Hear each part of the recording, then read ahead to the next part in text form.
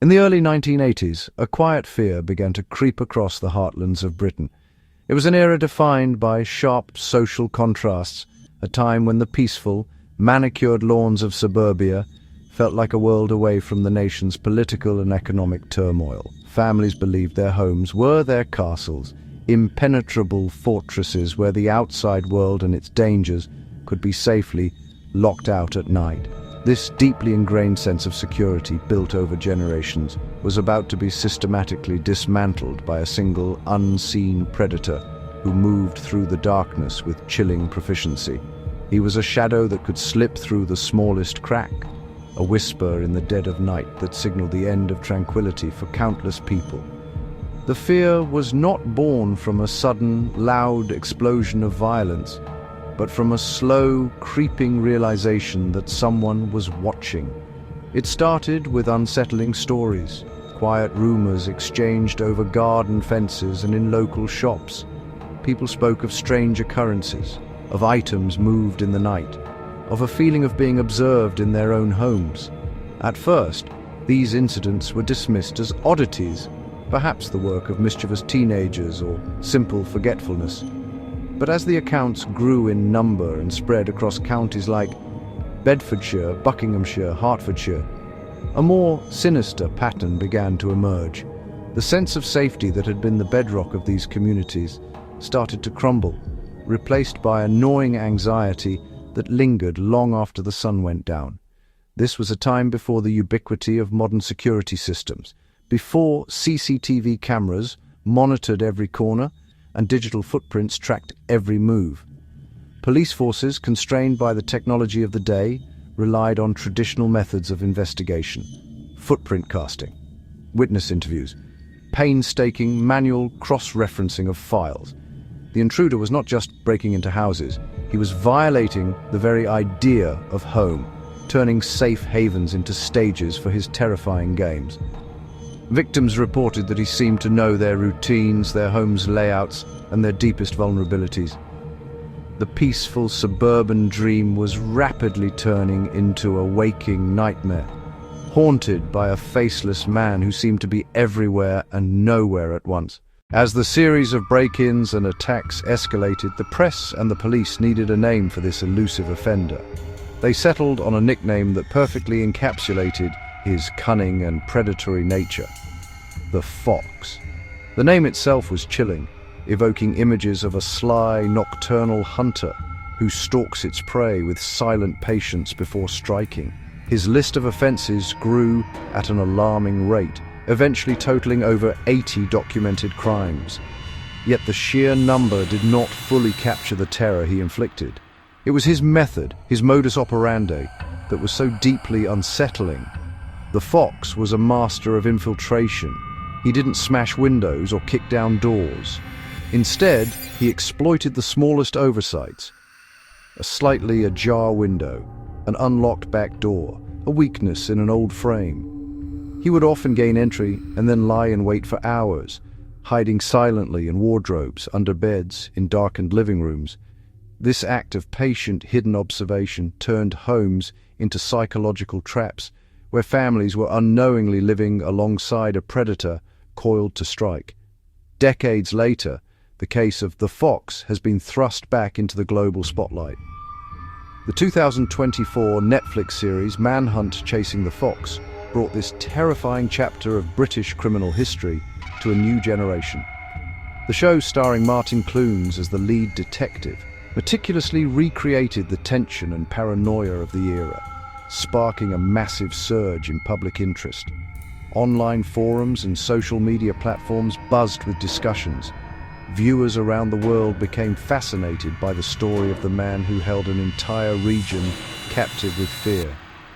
The series revived not just the memory of the crimes, but also the enduring questions about the mind of such a predator. The story of the Fox is more than just a true crime tale, a study in suspense, a testament to the vulnerability of our perceived sanctuaries, a powerful narrative of a community's fight to reclaim its peace. It's the story of how one man's sinister obsession could unravel the fabric of society, and how a determined police force, armed with little more than instinct and dedication, embarked on one of the largest and most desperate manhunts in British history. To understand the hunt, we must first understand the hunter and the world he turned upside down. This is the true story of the man they called the Fox. The Britain of the early 1980s was a nation of stark and often jarring contrasts, a country grappling with profound social and economic change. Under the leadership of Prime Minister Margaret Thatcher, the political landscape was being reshaped. Privatization, deregulation, leading to deep divisions across society. While the City of London boomed, a new culture of aspiration took hold. Traditional industries like coal mining, shipbuilding were in steep decline. This created widespread unemployment and social unrest in the industrial heartlands. Against this turbulent national picture, the home counties presented a very different image. Bedfordshire, Buckinghamshire, Hertfordshire.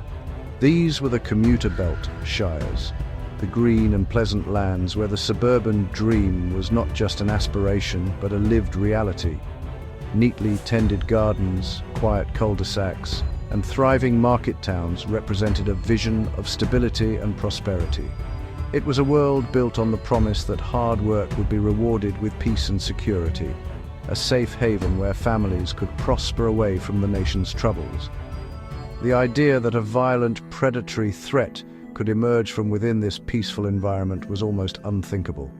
The suburban dream of the 1980s was a powerful and deeply ingrained cultural ideal. It represented the pinnacle of middle-class aspiration. It was a life defined by order, privacy, predictability. The front door was a symbolic barrier, separating the safe, controlled world of the family from the unpredictable chaos of the outside world. Suburbs were quiet and self-contained, with winding roads and cul-de-sacs.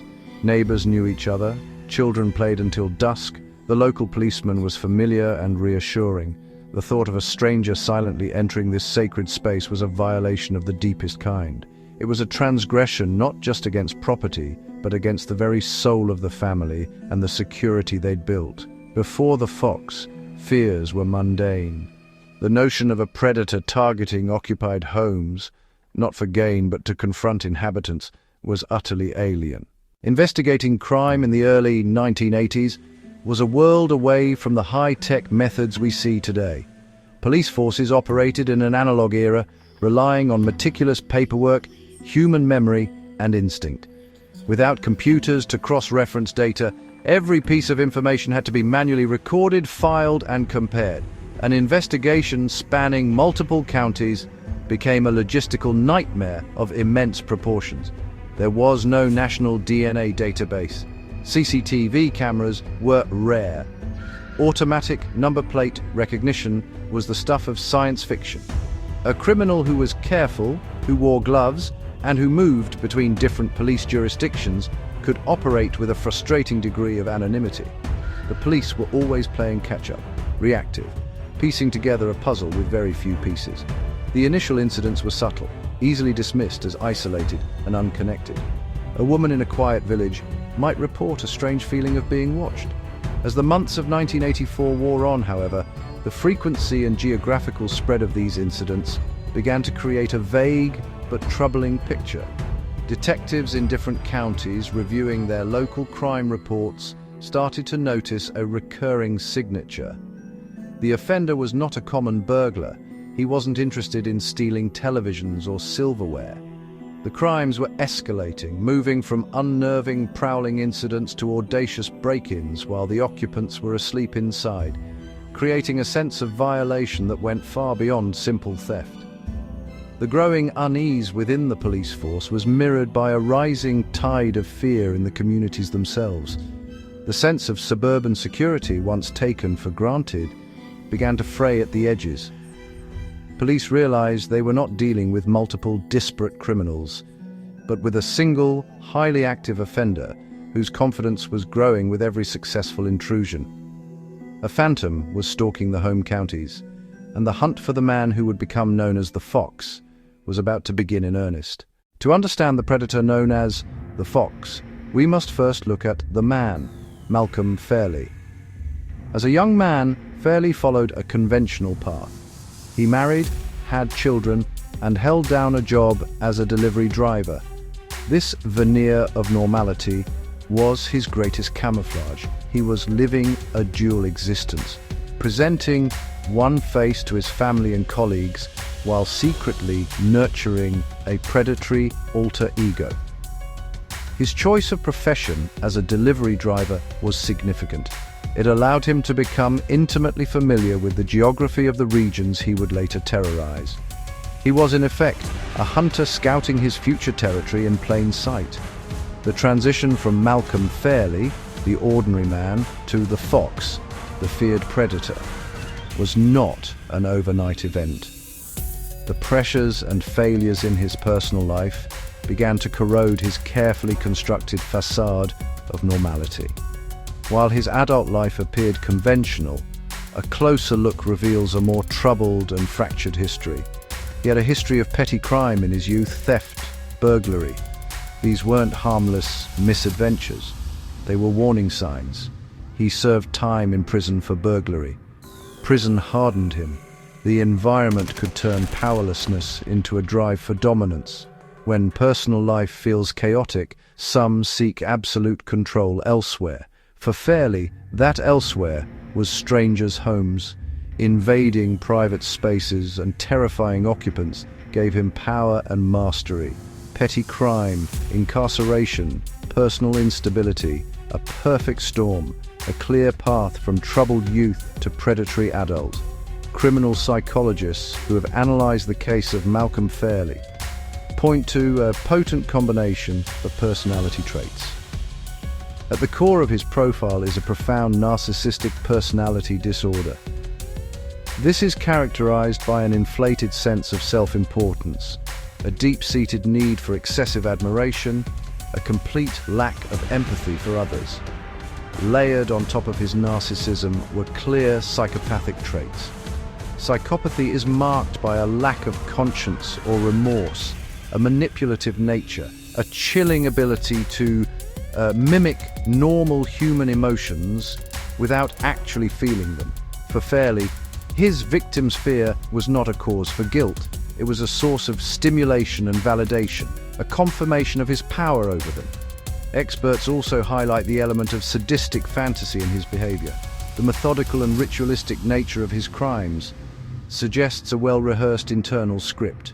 The burglaries were merely the prelude to the main event, the exercise of absolute dominance over a terrified human being. He was, in every sense of the word, a hunter.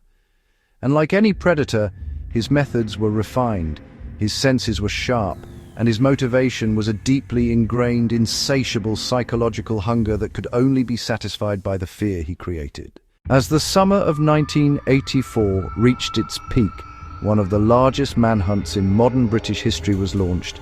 Codenamed Operation Hunt, a vast hunter's net was being cast across the home counties.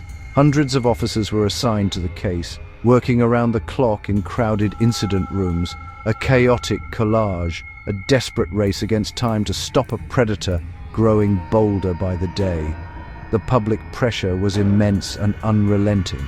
In televised press conferences, grim-faced senior detectives appealed for calm.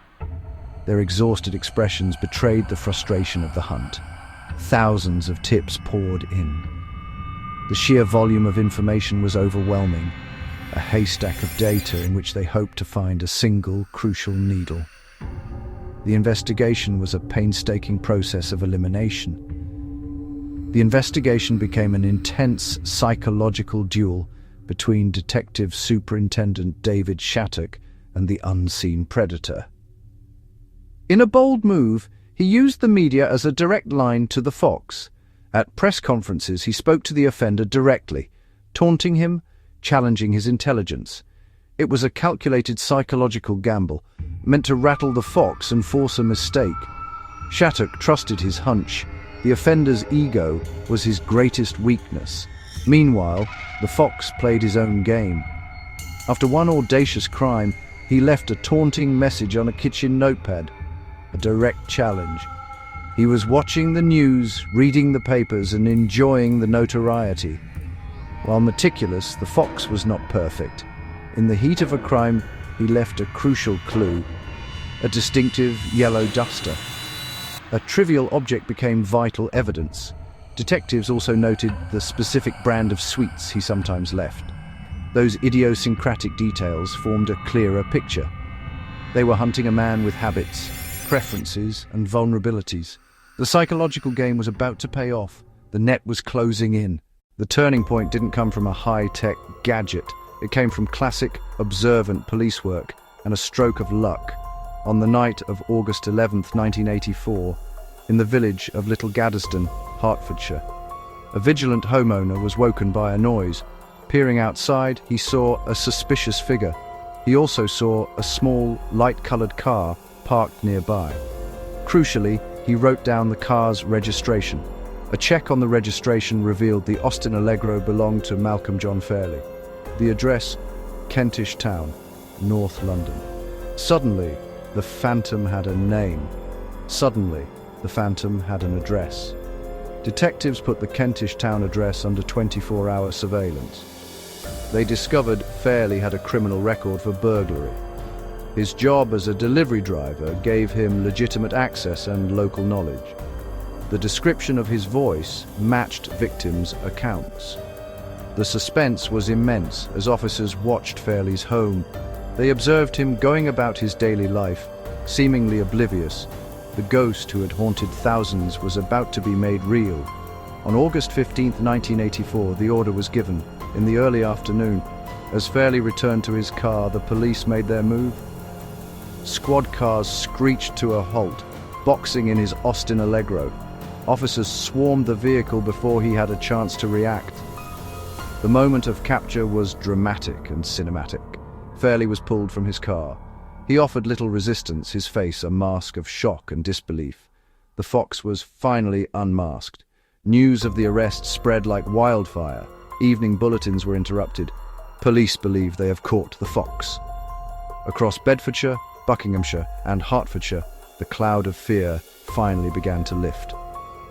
Inside Fairley's flat, police found the final, irrefutable proof. The evidence was overwhelming. The game was over. The trial of Malcolm Fairley in 1985 was a media sensation. Faced with this mountain of proof, Fairley's facade crumbled. He changed his plea to guilty on a list of charges: burglary, indecent assault, grievous bodily harm. On 10th of February 1985, Malcolm Fairley was sentenced to 6 life sentences. The long sentence was met with applause and relief from the public gallery. The faceless bogeyman had been named, judged, and locked away. Decades later, the Netflix series Manhunt: Chasing the Fox revived global interest. The pre-digital setting and the psychological profile of the seemingly ordinary man leading a monstrous double life remains a source of deep and disturbing fascination. Ultimately, the story of the hunt for the fox endures not just as a tale of terror, but as a powerful testament to resilience, the courage of victims who spoke out, and the unwavering dedication of the investigators who refused to be outwitted. The case of Malcolm Fairley was a dark chapter, but his capture reinforced a crucial and enduring message: that even in the face of profound darkness, the combined force of vigilance, teamwork, and human resolve can bring the monster out of the shadows and into the light.